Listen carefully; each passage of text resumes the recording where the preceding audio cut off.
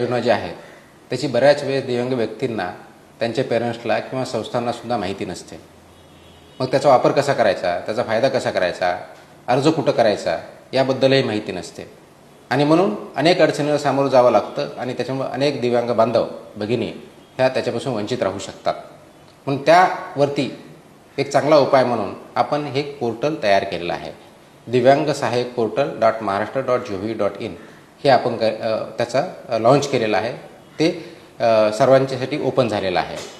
माझी विनंती अशी आहे की आपण याच्यावरती जे दिव्यांग व्यक्ती आहेत किंवा पेरेंट्स आहेत त्यांनी या दिव्यांग सहाय्यक पोर्टलच्या एक वेळेस व्हिजिट करावी. त्याच्यावरती मी अगोदर सांगितलं त्याप्रमाणे एक वेळेस प्रोफाईल तयार करावं. इथं लॉग इन करायचं. लॉग इन झाल्यानंतर नागरिक लॉग इन म्हणून येतं. त्याच्यावरती क्लिक केल्यानंतर आपल्याला हे कळेल की पूर्णपणे आपला लॉग इन तयार करायचा UDID नंबरच्या माध्यमातून. आणि तो एक वेळेस लॉग इन झाला, प्रोफाईल झाला की मग आपण याचा पोर्टलवरती शासनाच्या ज्या योजना आहेत किंवा शासनाच्या योजना सर्व ज्या आहेत त्याचा फायदा करून घेता येईल. हे करत असताना आपल्याला इथं दिसेल की शासकीय योजना कोणत्या आहेत. तर क्लिक केलं तर आपल्याला सर्व प्रकारच्या योजनाची इथं माहिती भेटेल. मग अगदी स्टेट गव्हर्नमेंटच्या योजना कोणत्या आहेत हे आपल्याला दिसेल, सेंट्रल गव्हर्नमेंटच्या कोणत्या आहेत हे दिसेल, वेगवेगळ्या विभागाच्या कोणत्या दिव्यांगासाठी योजना आहेत त्या दिसतील. आणि आपल्याला संक्षिप्त माहिती दिलेली आहे. म्हणजे GR वाचण्यासुद्धा गरज नाही की आता ही जर बघितली योजना तर याच्यामध्ये काय काय आहे. एलिजिबिलिटी क्रायटेरिया प्रथम दिलेले आहेत, बेनिफिट्स काय भेटणार दिसते आणि रिक्वायर्ड डॉक्युमेंट हे 3 जर गोष्टी तयार झाल्या की आपल्याला लगेच ॲप्लिकेशन करता येतं.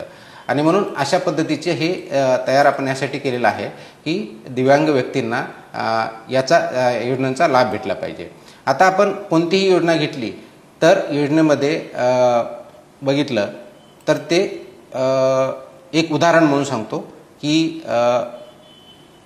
ही जी योजना आहे तर याच्यामध्ये सेल्फ एम्प्लॉयमेंटसाठी कोणती आहे, मॅरेज इन्सेंटिव्हसाठी स्कीम आहे, त्याच्याबद्दल जर बघितलं याच्यावरती आपण क्लिक केलं तर आपल्याला दिसेल की हे क्रायटेरिया कोणते आहेत, एलिजिबिलिटी काय आहे हे दिसेल, बेनिफिट कोणते आहेत हे बघता येतील आणि याच्यावरती ह्या डॉक्युमेंटच्या आधारे आपल्याला ॲप्लिकेशन करता येईल. आता हे ॲप्लिकेशन केल्यानंतर तुम्हाला तुमच्यामध्ये अप्लाइड स्कीम कोणत्या आहे त्याच्यावरती दिसेल, ग्रीव्हन्स रिड्रेसलही करता येईल, एलिजिबल स्कीम कोणते हे तुम्हाला इथे माहिती भेटेल. जी माहिती आपल्याला एक वेळेस आपण जे रजिस्ट्रेशन प्रोफाईल क्रिएट करणार आहे त्याच्या आधारे आणि स्कीमची आहे याचा AIचा वापर करून केलेली आहे. त्याच्यामुळे तुम्हाला ट्रॅक पण करता येईल. आता हे एक वेळेस झाल्यानंतर ती स्कीम आपल्या शासनाकडे म्हणजे अधिकाऱ्यांकडे जाते. अधिकाऱ्यांकडे ती माहिती येते आणि अधिकाऱ्याकडे माहिती आल्यानंतर त्याच्यावरती कारवाई करतात. सबमिट एक वेळेस केल्यानंतर आपल्याला पूर्णपणे ट्रान्सपरंटली कुणाकडे पेंडिंग आहे आपल्याला दिसतं आणि मलाही दिसतं. आणि म्हणून आपण जर बघितलं तर कोणत्या स्कीमचे अर्ज कोणाकडे किती पेंडिंग आहेत हे मला इथून दिसतं. आणि म्हणून मग त्याच्यावरती आपल्याला बघता येतं. आता उदाहरण म्हणून सांगतो की आपल्यासमोर दिसतंय की आज जी स्कीम आहे मॅट्रिमोनियल इन्सेंटिव्ह स्कीम याचे अर्ज किती आलेले आहेत, आज तर 54पर्यंत आलेले आहेत. जिल्हा परिषद CEOकडे एवढे पेंडिंग आहेत, 8 रिजेक्ट झालेले आहे. कोणत्या विभागात किती आहेत हे बघायचं म्हटलं तर पुणे डिव्हिजनला आहेत, कोल्हापूरमध्ये गेलं तर कोल्हापूरचा कोण अर्ज आहे हे सुद्धा मला इथून बघता येतं.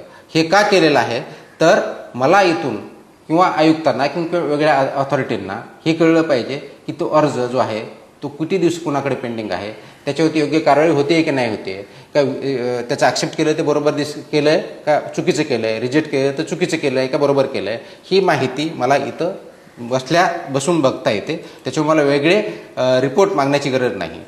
म्हणून नागरिकांनी जो अर्ज केलेला आहे त्याचं वेळेत निराकरण करणं, ती ग्रीव्हन्सेस असतील किंवा योजनेचे लाभ घेण्यासाठी अर्ज केलेला असेल, ही सर्व माहिती एका क्लिकवरती नागरिकांना तर आहेच, दिव्यांग व्यक्तींना तर आहेच आहे, त्या पोर्टलच्या आधारे भेटणारच आहे. त्याचबरोबर ती अधिकाऱ्यांना पण आहे आणि ती सगळं इथून मला बघता येतं, मॉनिटर करता येतं, त्याचा आढावा घेता येतो. मला वेगळ्या रिपोर्टची गरज नाही. म्हणून माझ्याकडं आज कोणी जर व्यक्ती आला की मी एवढा अर्ज केलेला आहे, मला 5 महिन्यापासून जिल्हा परिषदमध्ये पडून आहे, तर मी इथं तात्काळ तपासू शकतो की नाही आहे तुमचा अर्ज इथं पेंडिंग आहे का, इथं आहे, किती दिवस ॲप्लिकेशन केलं आहे, कधी केलं आहे, कुणाकडे गेलं आहे, त्यांनी त्रुटी काढली असेल तर तुमच्याकडे कधी पाठवलेलं आहे, हे मला सर्व इथं तपासता येतं. आपल्यालाही ते कळतं.